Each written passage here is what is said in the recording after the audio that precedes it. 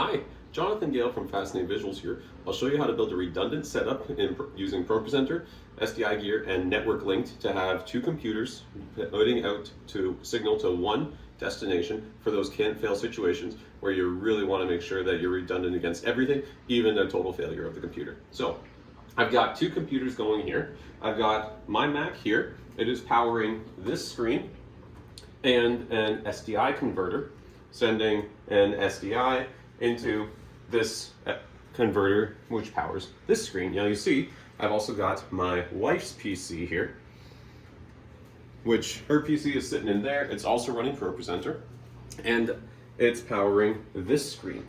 And then same deal into a converter which converts into SDI and then runs into this thing.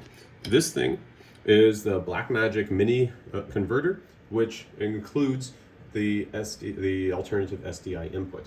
That's one of the differences between the Blackmagic Mini and micro converters.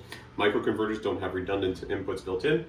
The mini ones do. So that's what I'm going to use here. This one's like 10 years old, so it takes a second to fail over, but I'll show you the setup first.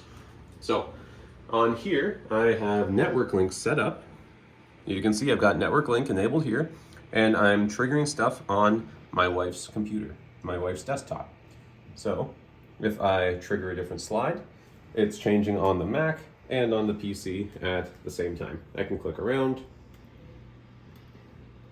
and it's controlling all the same things. So a single operator is controlling two machines, which you could have sitting next to each other, both running into converters. Now, let's say the PC is your primary computer, which it is currently set up as. You can see I've got PC here. That's just a prop showing across all three screens. Let's say the PC fails. So if let's say someone unplugs a cable accidentally. Someone kicks the cable over, the PC decides to fail for whatever reason. Oh no.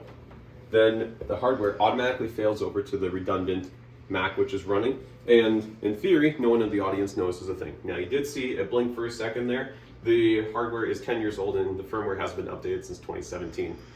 That's the last update that applied to this one. But I expect newer hardware will not have that 1 second delay of failover. Now, I've got my Mac. I can continue running the show here, and it will continue. It's still synced to the computer. If I do get, let's say I get that PC fired up again, it's plugged back in. If I want to, now, since the Mac is here, I can fail over back to the PC. Just like that, the PC is in control here, and we have a redundant failover setup.